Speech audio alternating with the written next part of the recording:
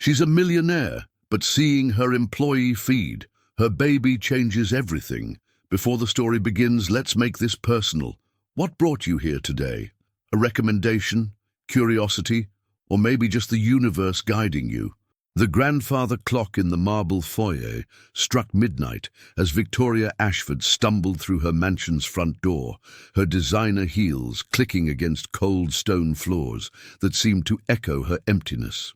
At 27, she commanded a financial empire worth $300 million, built from the tech innovations her brilliant husband Richard had created before cancer stole him away. Yet tonight, standing in their Beverly Hills mansion, surrounded by priceless art and crystal chandeliers, she felt utterly powerless and completely alone. "Mrs. Ashford," came a gentle voice from the shadows of the living room. James Mitchell, her live-in household manager, emerged from behind the Italian leather sofa where he'd been waiting. At 32, he possessed the kind of quiet strength that had made him indispensable during the nightmare months of Richard's illness. His dark hair was slightly mussed, his usually pristine button-down shirt, wrinkled from a long day spent managing both household affairs and Emma's care while Victoria maintained her vigil at Cedars-Sinai Medical Center. "She's sleeping peacefully," he whispered, understanding immediately what Victoria needed to know. His voice carried that familiar warmth that had become her anchor during the storm. Fed her at 11:15, changed her diaper, read her 3 stories. She never even stirred when the phone rang. Victoria's carefully maintained composure finally cracked like ice under pressure.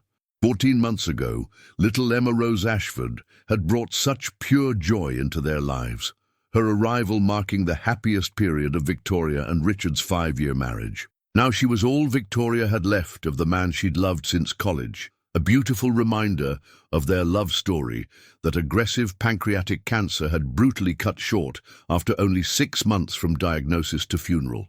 "I don't know how to do this alone, James," she confessed, her voice breaking as tears she'd held back throughout the endless day finally spilled over her cheeks. Richard handled everything with Emma, the night feedings, the doctor appointments, even picking out her clothes. He was so natural with her, so confident. "I feel like I'm failing her already." James stepped closer, his presence steady and reassuring in the dimly lit room. At 6 feet tall, with kind brown eyes and an unassuming demeanor, he'd worked for the Ashford family for 3 years, maintaining their complex household with an efficiency that had become absolutely essential since Richard's diagnosis. More than that, he'd somehow anticipated their needs before they even recognized them, appearing with Emma's bottle just as she began to fuss, handling business calls when Victoria couldn't bear to speak to another person. "You're stronger than you realize, Mrs. Ashford," he said quietly, his tone carrying absolute conviction. "Emma needs her mother now more than ever, and you need each other. Grief doesn't diminish your ability to love her, it proves how deeply you can love." As Victoria collapsed onto the velvet sofa where she and Richard had spent countless evenings planning their future, she realized her entire world had fundamentally shifted in a single day. The business empire, the mansion with its 12 bedrooms and 7 bathrooms, the investment portfolio worth hundreds of millions, none of it mattered now. Only Emma mattered, sleeping peacefully upstairs in the nursery Richard had painted himself, and the terrifying responsibility of raising their daughter alone felt like standing at the base of an impossible mountain. Through her tears, she watched James quietly clean up Emma's scattered toys, wooden blocks, soft stuffed animals, picture books with colorful illustrations. His movements were careful and practiced, almost reverential in their gentleness. There was something deeply comforting about his presence, though she couldn't quite identify what it was yet. Perhaps it was simply that he remained constant when everything else had changed beyond recognition. The next morning would bring new challenges. Lawyers and accountants, board meetings and decisions about Richard's research foundation. But tonight, in her darkest hour, Victoria found herself profoundly grateful for the quiet strength of the man who'd chosen to stay when her world fell completely apart. What she didn't know was that James Mitchell harbored a devastating secret that would change everything, a truth about his past that connected him to Emma in ways Victoria couldn't possibly imagine, and that would soon force them all to confront the fragile nature of the family they were unknowingly building together.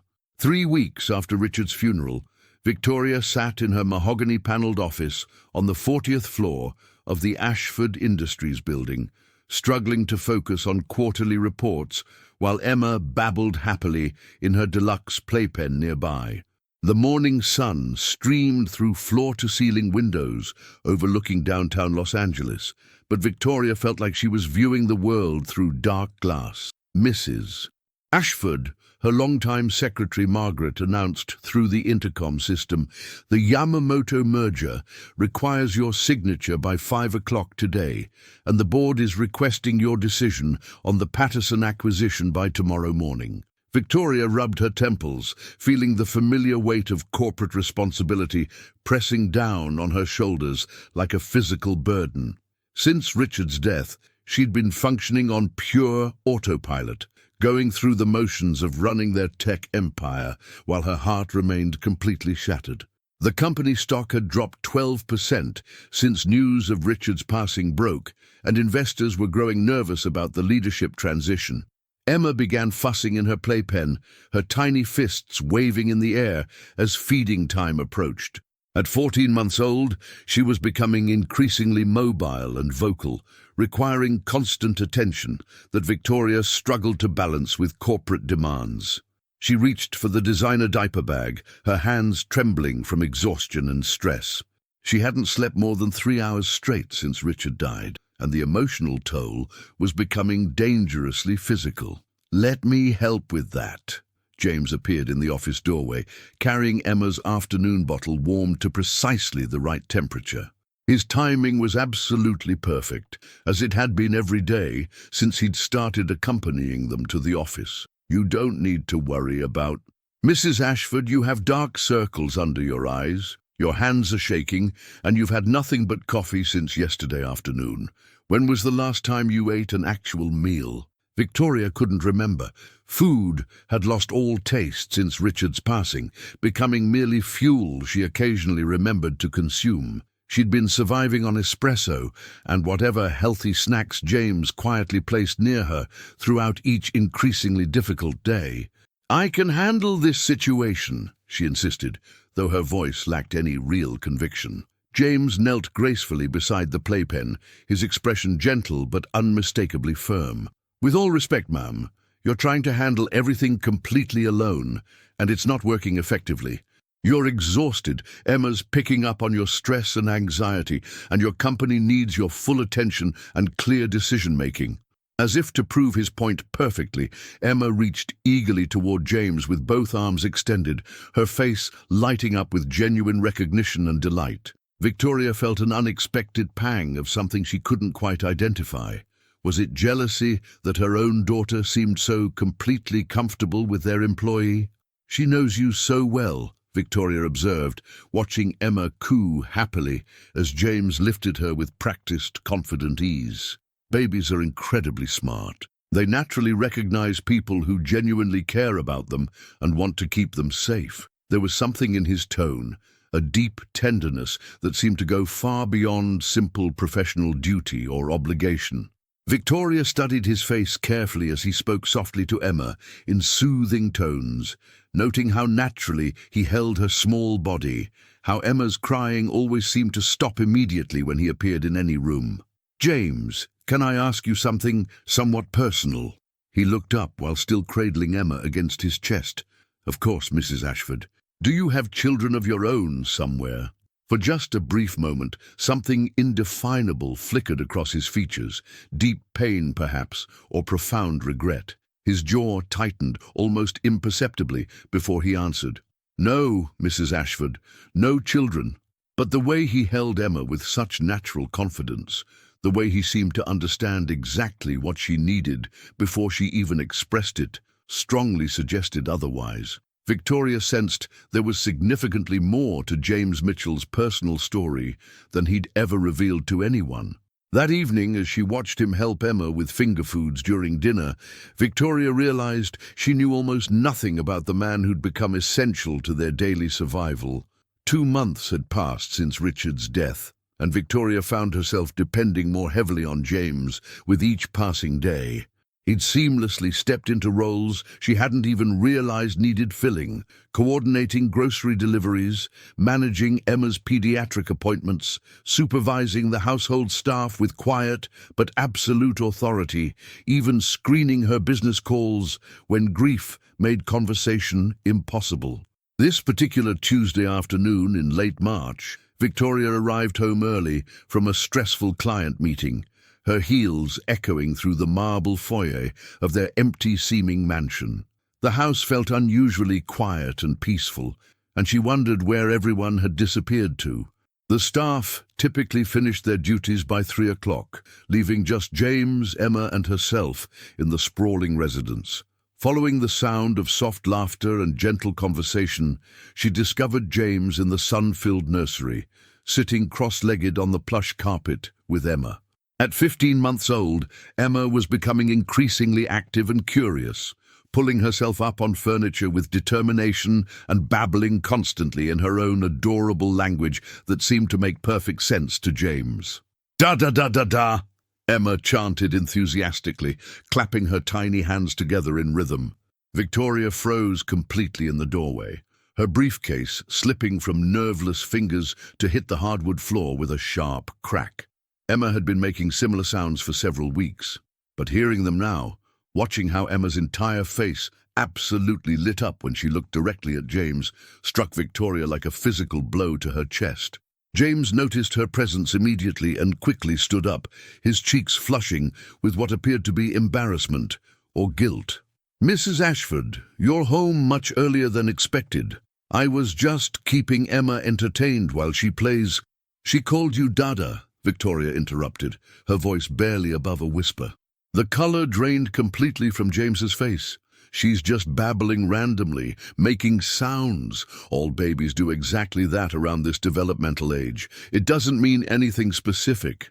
But Victoria could see the truth written clearly in his dark eyes, the same mixture of pure joy and terrible guilt that she'd been experiencing lately, whenever she watched their increasingly natural interactions. Emma was bonding with James in a way that both deeply comforted and absolutely terrified her. "James, I think we need to have a serious conversation." Victoria's voice was steadier now, though her heart was racing uncomfortably. They settled in the formal living room while Emma napped peacefully upstairs, the afternoon sun casting long shadows across the Persian rugs Richard had personally selected during their honeymoon in Istanbul. "She's becoming genuinely attached to you," Victoria began carefully. "I'm aware of that. I've been somewhat concerned about it myself." "Have you been concerned?" Victoria studied his profile as he stared pensively out the window overlooking their manicured gardens. "Because watching you with her, I sometimes wonder what specifically, if you're becoming just as deeply attached to her." James remained quiet for such a long time that Victoria thought he wouldn't answer at all. When he finally spoke, his voice was thick with barely controlled emotion. "Emma is an absolutely extraordinary little girl, Mrs. Ashford. Anyone who spent significant time with her would become attached. But I completely understand my place in this household, and I would never presume to—" "What if I wanted you to presume?" The words escaped before Victoria could stop them, hanging in the air between them like a confession she wasn't prepared to make. James turned to look directly at her, his dark eyes searching her face with intense focus. "I don't understand what you mean." But Victoria wasn't entirely sure she understood either. All she knew was that James Mitchell had become absolutely essential to both her and Emma's daily happiness, and the thought of losing his presence terrified her more than anything had since Richard's initial diagnosis.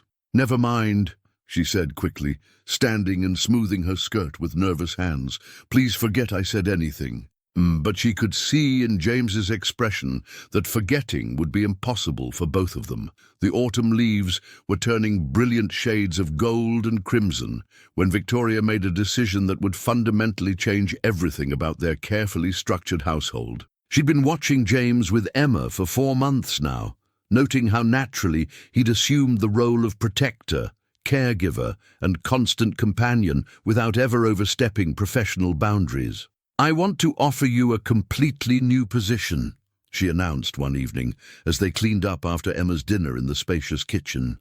James looked up from wiping down Emma's high chair, his expression immediately cautious and alert. "Ma'am, I want you to become Emma's official full-time nanny, in addition to your current household management duties. The salary would double immediately, and you'd have complete authority over your own wing of the house, the entire east section with private entrance, living room, bedroom, and office space." She'd been planning this conversation for weeks, rehearsing various approaches, but saying the actual words aloud made her realize how much she was truly asking of him. She was essentially inviting James to become a permanent, integral part of their family structure rather than simply an employee. "Mrs. Ashford, I'm deeply honored by your confidence, but before you give me an answer, there's something else I need to say." Victoria took a deep breath, steadying herself. "I've been thinking extensively about what kind of life I want Emma to have growing up. She deserves stability, consistency, unconditional love. She deserves a father figure." Victoria nodded, surprised by his directness and perceptiveness. "She absolutely lights up when she sees you, James. You're the first person she looks for when she wakes up each morning, the last face she wants to see before bedtime. That's not something that happens by accident or coincidence." James sat down heavily at the kitchen table, running his hands through his dark hair in what appeared to be deep distress. "You don't fully understand what you're asking of me. Then please tell me so I can understand." For a moment, Victoria thought he might finally reveal whatever devastating secret he'd been carrying since she'd hired him. Instead, he stood and walked to the window overlooking the garden, where Emma's elaborate swing set stood empty in the fading evening light. "What happens when you eventually remarry?" he asked quietly, his back still turned to her. "What happens when you find someone you want to build a real, traditional family with? Where does that leave Emma's emotional attachment to me?" The question hit Victoria like a physical slap across the face. Remarry? The thought hadn't even crossed her mind once since Richard's death. The idea of replacing her husband, of allowing another man into the sacred space Richard had occupied in her heart, seemed not just impossible, but somehow blasphemous. "I'm not going to remarry," she said with absolute firmness. "You're 27 years old, Victoria." The use of her first name instead of the formal address sent an unexpected shiver through her entire body. "You have your whole life stretching ahead of you. My life is Emma now. Emma and the business foundation that Richard built with his brilliance and dedication. That's completely enough for me." James turned to face her directly, and she saw something in his eyes that made her breath catch in her throat, a tenderness that went far beyond professional concern or duty. "Is it really enough?" he asked softly, his voice barely audible.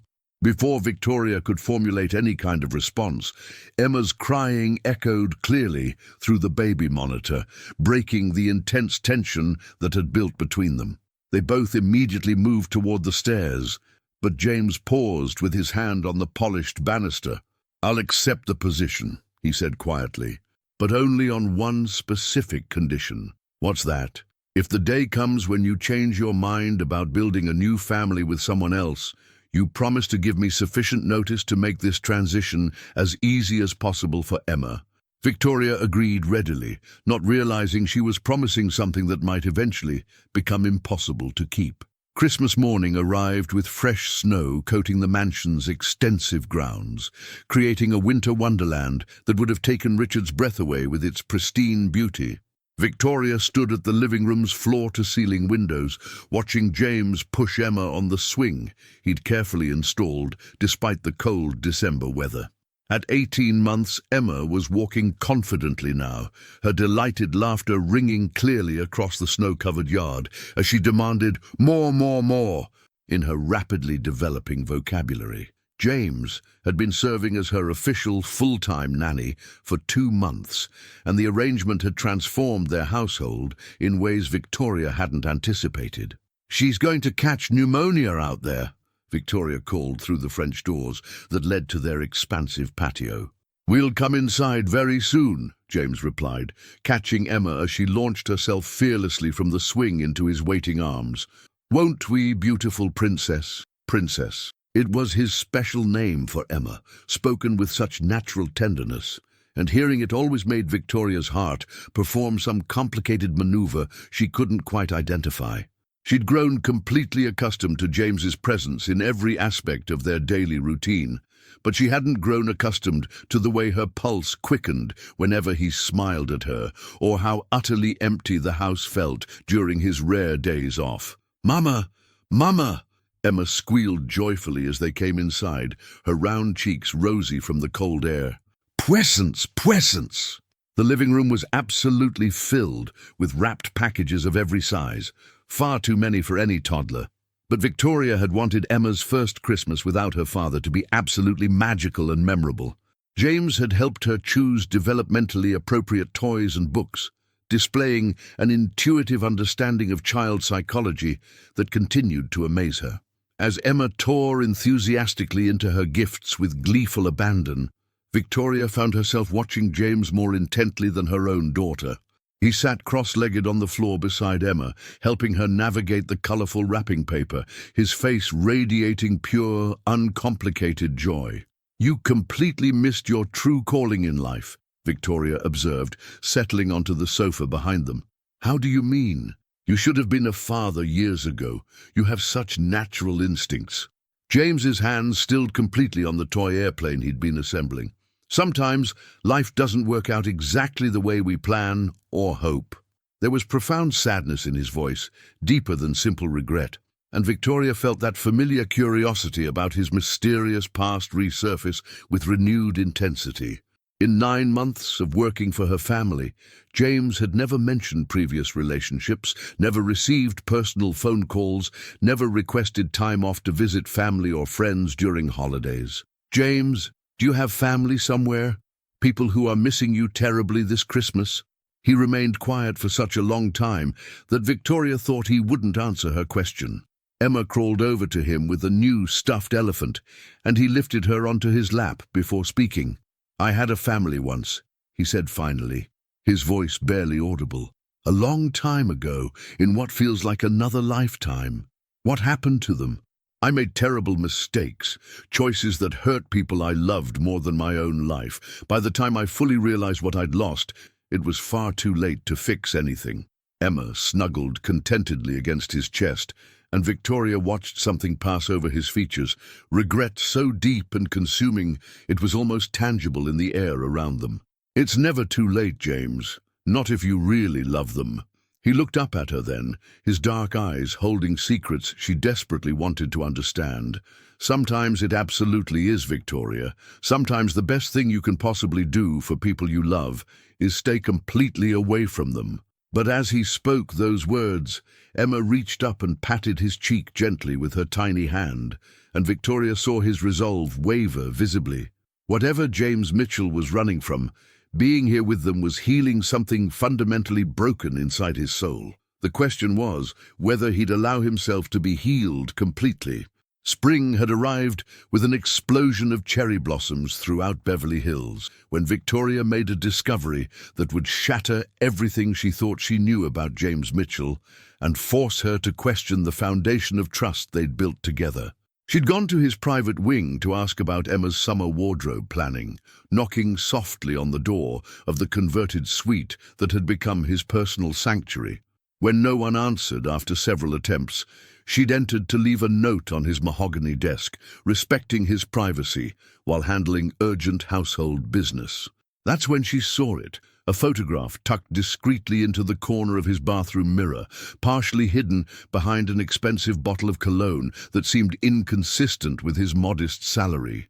Victoria's hands trembled uncontrollably as she pulled the photo free, staring at the image in complete disbelief. A younger James, maybe in his mid-20s, stood beside an absolutely beautiful woman with long, dark hair and intelligent eyes. Between them was a little boy, perhaps 3 years old, with James's distinctive eyes and unmistakable smile.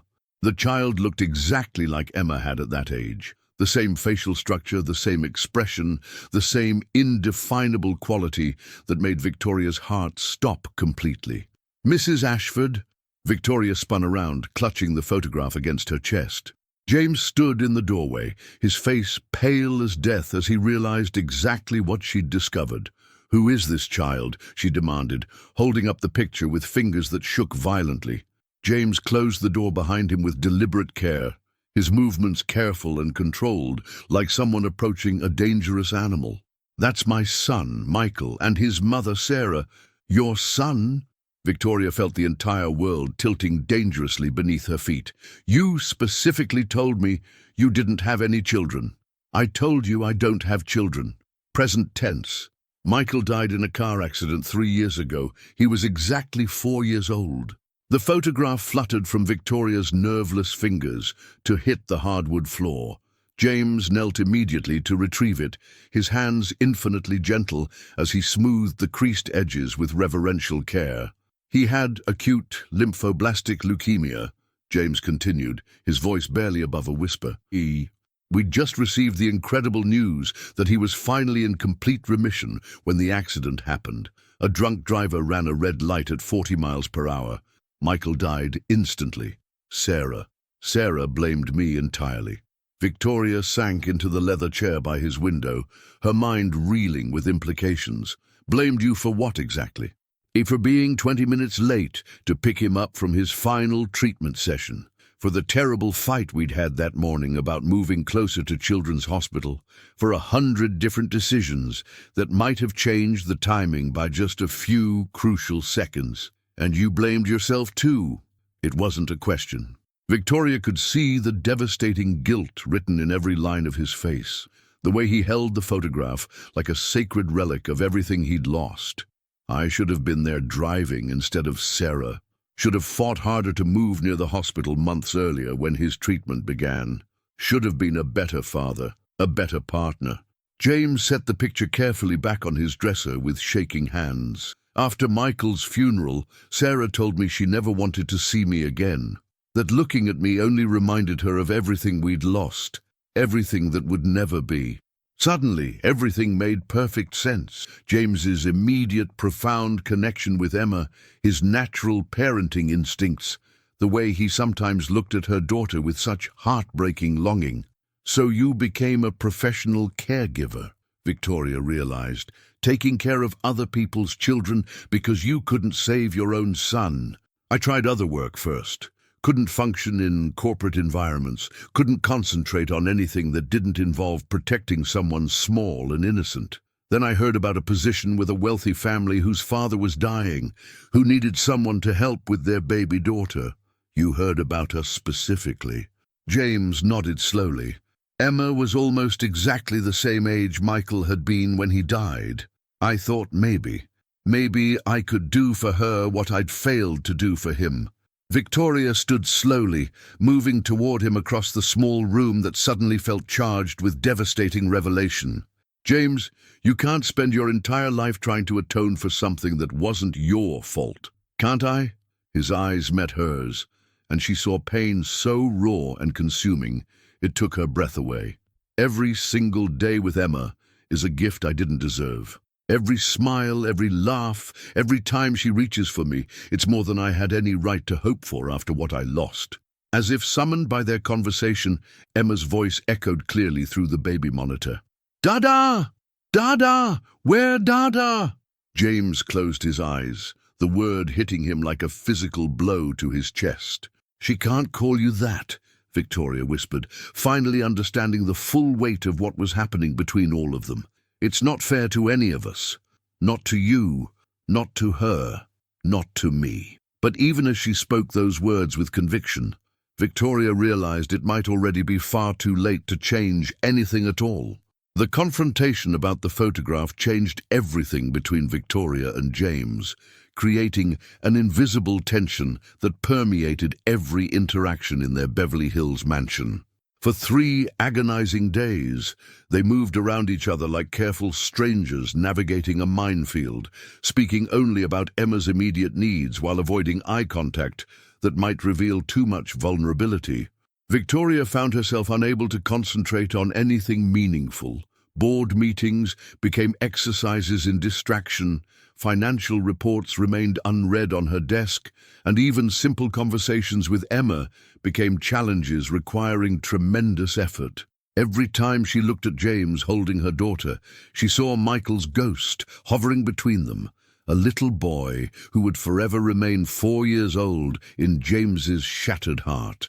The weight of unspoken words pressed down on the household like a suffocating blanket. Emma, with the intuitive sensitivity that children possess, began acting out in small ways, refusing to eat her vegetables, throwing tantrums when separated from James for even brief periods, calling Dada with increasing desperation whenever he left her sight. "We need to establish new boundaries immediately," Victoria announced Thursday morning, as James prepared Emma's breakfast in the spacious kitchen, his movements mechanical and distant. James's hands stilled completely on the sippy cup he'd been filling with freshly squeezed orange juice. "What kind of boundaries specifically?" "Emma can't continue calling you Dada. It's confusing for her emotional development," and Victoria paused, unable to articulate the deeper truth that hearing Emma use that word was breaking something fundamental inside her own carefully guarded heart. "And," James prompted quietly, his voice devoid of the warmth she'd grown to depend on, "and it's not fair to your son's memory. You're using Emma as a replacement for Michael, and that's not healthy for anyone involved in this situation." The words hung in the air like poison gas, toxic and destructive. James set down the cup with deliberate precision, his jaw tightening in a way Victoria had never witnessed before. In 18 months of working together, she'd never heard James speak with anything approaching anger or defensiveness. "Don't use Michael to justify decisions that have nothing to do with him," James said, his voice carrying a sharp edge that made Victoria step backward instinctively. The unexpected harshness in his tone startled her completely. "This has everything to do with him," Victoria shot back, her own defensive walls rising. "You're trying to replace your dead son with my daughter, and that's psychologically damaging for everyone involved." Before James could formulate any response, Emma toddled into the kitchen wearing her favorite yellow pajamas, her face bright with morning joy and innocence. "Dada, Mama, up, up." She raised her small arms expectantly toward James, and Victoria watched his entire expression crumble like a dam breaking under pressure. Without speaking a word, he lifted Emma gently, kissed her forehead with infinite tenderness, and handed her carefully to Victoria. "I'll pack my belongings today," he said quietly, his professional mask sliding back into place. "I can stay through the weekend to help you find appropriate replacement care for Emma." As he walked away with measured steps, Victoria felt her world shifting dangerously again, but this time she'd been the one to push the pieces off the board through her own fear and cruel words. That afternoon, watching Emma search every room of their mansion, calling "Dada, Dada," with increasing panic, Victoria realized she'd made a catastrophic mistake. But pride and terror kept her from admitting it aloud.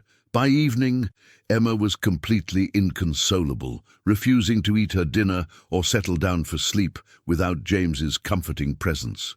And Victoria, alone in her vast mansion with a crying child and the echo of her own harsh words, finally understood that some boundaries were meant to be crossed, not erected. Victoria found James in the garden at midnight, sitting alone on Emma's swing set, under a canopy of brilliant stars. He'd changed from his usual professional attire into faded jeans and a simple black t-shirt, making him look younger and infinitely more vulnerable than she'd ever seen him in their months together. "She finally fell asleep around 11:30, Victoria said softly, settling on the swing beside him, the metal chains creaking gently in the cool night air. That's good. She needs proper rest for healthy development. The formal distance in his voice cut through Victoria like shattered glass. For months, they'd been building something indefinable and precious between them, and she'd destroyed it completely with a few cruel words born from fear and confusion. "James, I'm deeply sorry. What I said this morning was completely true," he interrupted, staring straight ahead at the darkened garden. "You were absolutely right to call me out on my behavior. I have been using Emma to fill the void that Michael left behind when he died." Victoria studied his profile in the silver moonlight, noting the tension in his jaw and the exhaustion around his eyes. "But that doesn't make it wrong or unhealthy. Emma loves you genuinely. She's thrived under your care in ways I never could have provided for her alone, until it becomes psychologically damaging for her long-term development." Says who? Some clinical parenting manual written by people who've never experienced devastating loss or unconventional family structures? James turned to look at her directly, surprise flickering across his features. "You're defending me now, after this morning's conversation?" "I'm defending us," Victoria said, the words surprising even herself with their intensity. "Whatever this is that we've built together, you, me, Emma, it works beautifully. She's happy, she's healthy, she's loved unconditionally by two people who would do anything to protect her." Two people. Victoria's heart hammered against her ribs like a caged bird. "I love you, James. I'm in love with you." The confession escaped before she could stop it, hanging between them like a bridge neither had expected to cross. "Victoria, I know it's incredibly complicated. I know there's Richard's memory and Michael's ghost and a dozen practical reasons why this is impossible. But watching you with Emma, seeing how you've healed our broken family while simultaneously healing yourself, I can't pretend anymore that you're just our employee." James remained quiet for such an extended period that Victoria thought she'd ruined everything completely and irreparably. When he finally spoke, his voice was thick with barely controlled emotion. "I love you too, both of you, more than I ever thought I could love anyone again after losing Michael and Sarah." "Then why does that feel like a problem instead of the solution we've been searching for?" "Because love isn't always enough, Victoria. Sometimes love means walking away before you cause more psychological damage to the people you care about most." Victoria reached for his hand, lacing their fingers together with gentle determination. "And sometimes love means staying to fight for something worth saving and protecting."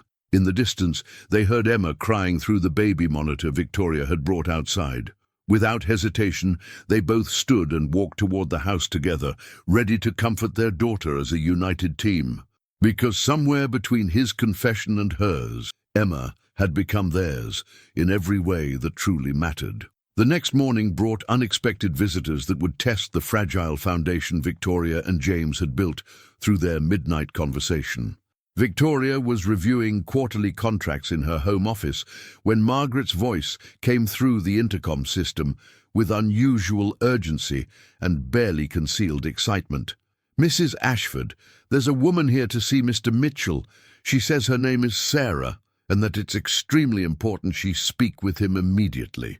Victoria's blood turned to ice water in her veins. Sarah, Michael's mother, the woman who'd blamed James for their son's death and banished him from her life 3 years ago without any possibility of reconciliation. Through her office window, Victoria watched an elegant woman with shoulder-length dark hair step out of a silver BMW sedan, her movements sharp with barely controlled emotion. Even from 2 stories up, Victoria could see the resemblance to the photograph she'd discovered.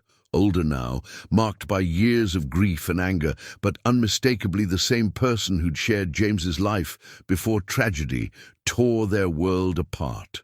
"James is in the garden with Emma," Victoria told Margaret, trying to keep her voice steady. "Please ask him to come inside immediately. Tell him it's urgent." 5 minutes later, James appeared in her office doorway with Emma balanced on his hip, both of them grass-stained from their morning play session. The moment he saw Victoria's expression, his face went completely pale. "What's wrong? Is it something with the business?" "Sarah is here," James nearly dropped Emma, his hands trembling as the name registered fully. That's impossible. She moved to Portland specifically to get away from me. She never wanted to see me again. Well, she's in our living room right now, and she looks like she has something critically important to say. James sat down heavily in the leather chair across from Victoria's desk, Emma babbling happily on his lap, completely oblivious to the emotional tension suddenly surrounding her like storm clouds. "I can't see her, Victoria. I can't face her again after all this time." "You have to. She drove 8 hours to get here. Whatever she needs to say has been building for 3 years. What if she wants to hurt me emotionally? What if she blames me for moving on, for finding happiness with Emma when Michael is still dead?" Victoria knelt beside his chair, placing her hand over his with firm reassurance. "Then I'll protect you the same way you've protected Emma and me every single day." 20 minutes later, they faced Sarah in the formal living room, while Emma napped peacefully upstairs, unaware that her family's future hung in the balance. Victoria sat beside James on the cream-colored sofa, her presence serving as a silent declaration of solidarity and support. Sarah looked older than her 31 years, her natural beauty worn down by prolonged grief and unresolved anger. But there was something else in her expression now, something that looked remarkably like hope mixed with profound regret. "I hired a private investigator to find you," Sarah said without any preamble, her voice shakier than her confident posture suggested. "I needed to see if you were alive, if you were." She paused, her eyes moving to the family photographs on the mantel. "If you were happy." "Why would that matter to you?" James's voice was barely audible. "Because I've spent 3 years hating you for something that was never your fault. 3 years blaming you for a random accident that could have happened to absolutely anyone. 3 years systematically destroying myself because it was easier than accepting that sometimes terrible things just happen without reason or justice." Victoria felt James's hand tighten around hers like a lifeline. "I've been in intensive therapy," Sarah continued, tears beginning to flow down her cheeks. "Grief counseling, EMDR, trauma therapy, everything my psychiatrist recommended, and I finally understand that pushing you away didn't bring Michael back. It just destroyed the only other person who loved him as much as I did." Tears were streaming down James's face now. "Sarah, I'm so sorry for everything." "No," Sarah interrupted firmly, holding up her hand. "I'm the one who owes apologies. You lost Michael too, and instead of grieving together like we should have, I made you carry all the guilt alone. I came here to tell you that I forgive you completely, and to ask if you might someday find it in your heart to forgive me. The healing that happened in that room would change all their lives forever." Sarah stayed for dinner, and Victoria watched in continued amazement as the evening unfolded into something beautiful rather than the explosive confrontation she'd feared.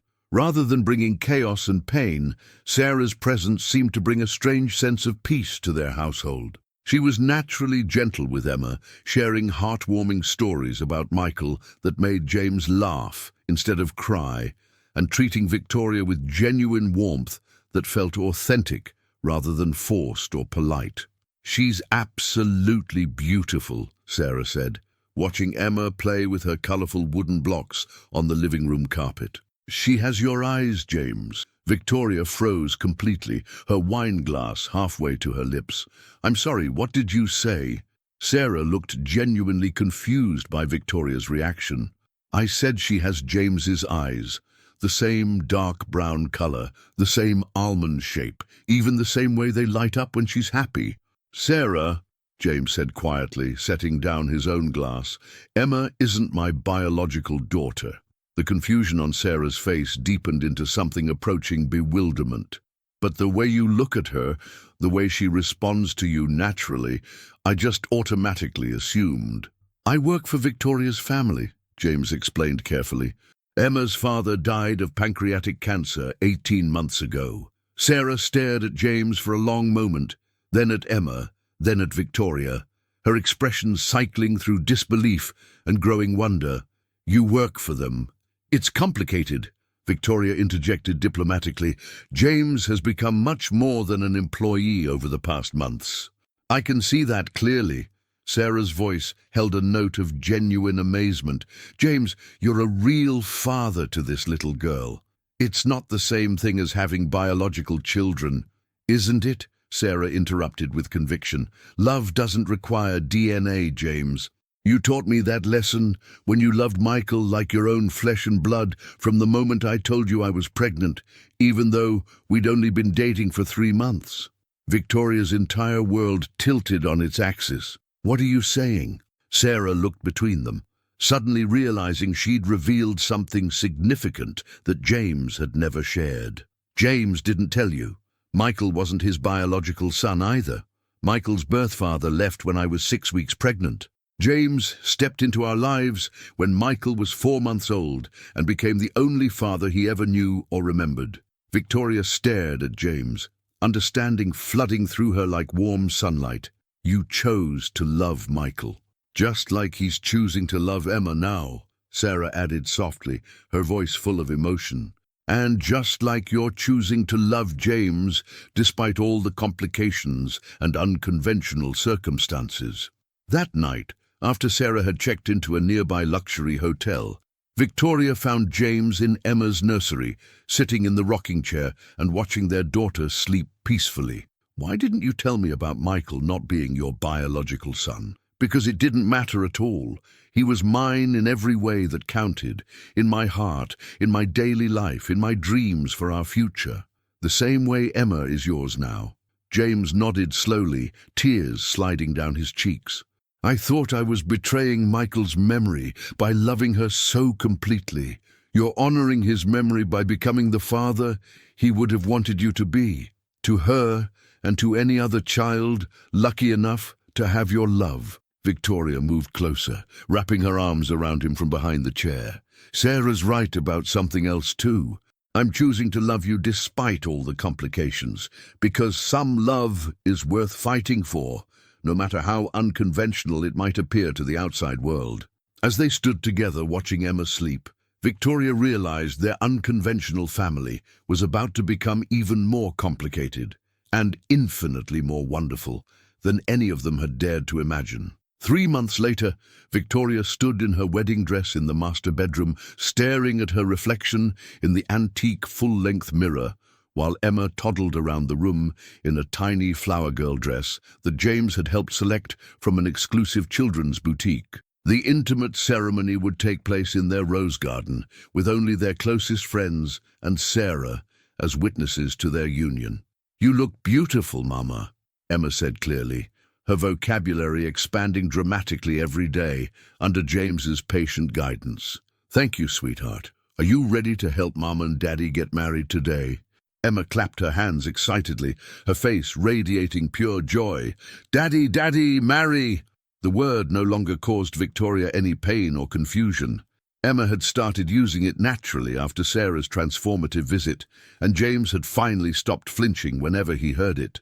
Sarah had helped them all understand that love creates its own definitions of family, and those definitions were often more meaningful than traditional biological relationships. Mrs. Ashford? Margaret appeared in the doorway, carrying a clipboard and wearing an expression of barely contained excitement. There's someone here to see you. She says she's Janet Morrison from the State Adoption Agency. Victoria's heart stopped completely. Adoption agency. I never contacted any adoption services. A professional-looking woman in her 50s entered the room behind Margaret, carrying a leather briefcase and wearing the kind of genuinely warm smile that immediately put people at ease. Mrs. Ashford, I'm Janet Morrison from Family Services. I understand you'd like to discuss having your daughter legally adopted by your fiancé? Victoria sank into the velvet armchair by her window, overwhelmed by the implications. I never contacted adoption services about anything. Actually, I did, came James's voice from the doorway. He looked devastatingly handsome in his charcoal grey suit, but his expression revealed nervous anticipation. I hope you don't mind. I wanted Emma to legally be my daughter before we got married today. If you approve, of course. Tears spilled down Victoria's cheeks, threatening to ruin her carefully applied makeup. James, I know it might seem presumptuous, but I love her like she's my own blood. I want to adopt her officially, give her my name if you'll allow me, and make sure she always knows that choosing to be her father was the greatest privilege of my entire life. Mrs. Morrison smiled warmly, clearly moved by the emotion in the room. It's actually quite straightforward since Emma's biological father is deceased and you're marrying her mother today. We can process all the paperwork immediately after your ceremony if both parents consent. Both parents? Victoria looked confused. Mr. Mitchell explained the entire situation to me yesterday. He'll be Emma's adoptive father, but in every legal sense going forward, he'll simply be her father. No qualifiers, no complications, no distinctions. Victoria looked at James, her heart overflowing with love and gratitude. Yes, absolutely yes. An hour later, they stood in the garden surrounded by white roses and delicate fairy lights strung through the trees. Sarah held Emma during the ceremony, tears streaming down her face as she watched James promise to love and protect his new family forever and always. When the minister pronounced them husband and wife, Emma squealed with delight and reached for both of them simultaneously, demanding to be included in their kiss with typical toddler determination. As they signed the adoption papers later that evening, Emma carefully making her own artistic scribbles on the official documents, Victoria realized that sometimes the most beautiful families are the ones you never planned for, the ones that grow organically from love, loss, and the courage to open your heart again. Thank you, James whispered as they tucked Emma into her crib that night, now officially his daughter in every legal and emotional sense. For what? For teaching me that love doesn't end when someone dies. It multiplies exponentially when you open your heart to let new people in. Victoria kissed him softly. Thank you for showing Emma and me what it means to be chosen every single day. Outside Emma's window, the stars seemed brighter than usual, as if Richard himself was smiling down on the family that had grown from devastating loss into something beautiful and whole. 2 years later, Victoria sat in the same garden where they'd been married, watching James push 3-year-old Emma on her swing while she cradled their 6-month-old son, Michael Richard Mitchell, in her arms. They'd chosen the name together after months of careful consideration, honoring both James's first son and Victoria's late husband, creating a meaningful bridge between their painful past and their hopeful future. "Higher, Daddy! Higher!" Emma shrieked with uncontainable joy, her dark curls flying in the warm afternoon breeze. "Any higher, and you'll fly away to the clouds," James laughed, catching her as she launched herself fearlessly from the swing. "Then what would Mommy and baby Michael and I do without our brave, adventurous girl?" Emma giggled and ran toward Victoria, dropping a gentle kiss on baby Michael's forehead before snuggling into her mother's side with practiced ease. "Tell story, Mama. Tell about when Daddy came to save us." Victoria smiled, adjusting Michael against her shoulder as he made contented baby sounds. It had become Emma's favorite bedtime story, how a sad man and a sad woman and a little girl had found each other in their darkest moments and built an extraordinary family from their broken pieces. "Once upon a time," Victoria began, using the same opening that always captured Emma's attention, "there was a little girl who lost her first daddy to the stars." As she told the familiar tale that had become family legend, Victoria watched James's face transform with deep contentment. The haunted, guilt-ridden look that had marked his features when she first met him was completely gone, replaced by the peaceful expression of a man who'd found his true purpose in life. Sarah visited monthly now, having made the decision to move back to Los Angeles to be closer to their unconventional but loving family. She was dating a kind pediatric oncologist named David and had naturally become Emma's honorary aunt and baby, Michael's devoted godmother. Watching her heal alongside James had taught Victoria that forgiveness was one of love's most transformative powers. And they all lived happily ever after. Emma finished the story with deep satisfaction. Not ever after, Victoria corrected gently, as she always did.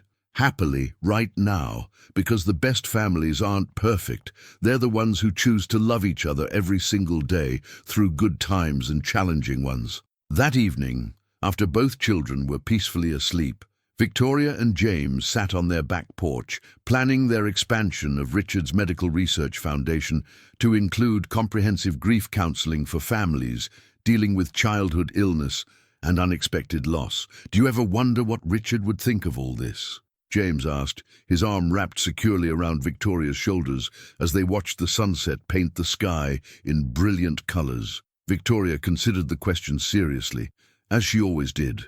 I think he'd be profoundly grateful that Emma has a father who loves her unconditionally. And I think he'd understand that hearts don't stop loving just because they start loving someone new. And what about Michael? I think he'd be incredibly proud of his daddy for finding another little boy to love, and another little girl who desperately needed the kind of father you were born to be.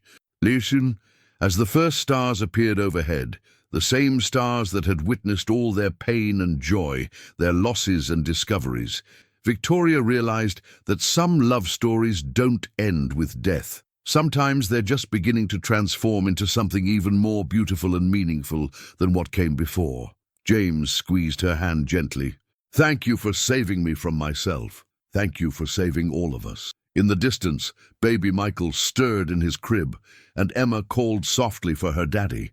Without hesitation, James rose to comfort both children, and Victoria watched him go with a heart full of infinite gratitude for the man who'd taught them all that the most powerful families are built not from blood or tradition, but from choice, daily commitment, and an endless willingness to love again and again. No matter how many times life breaks your heart. Their story had begun with endings: Richard's death, Michael's tragic accident, the dissolution of James and Sarah's relationship, but it had transformed into the most beautiful beginning any of them could have imagined, proving that sometimes the most extraordinary families are the ones you never see coming.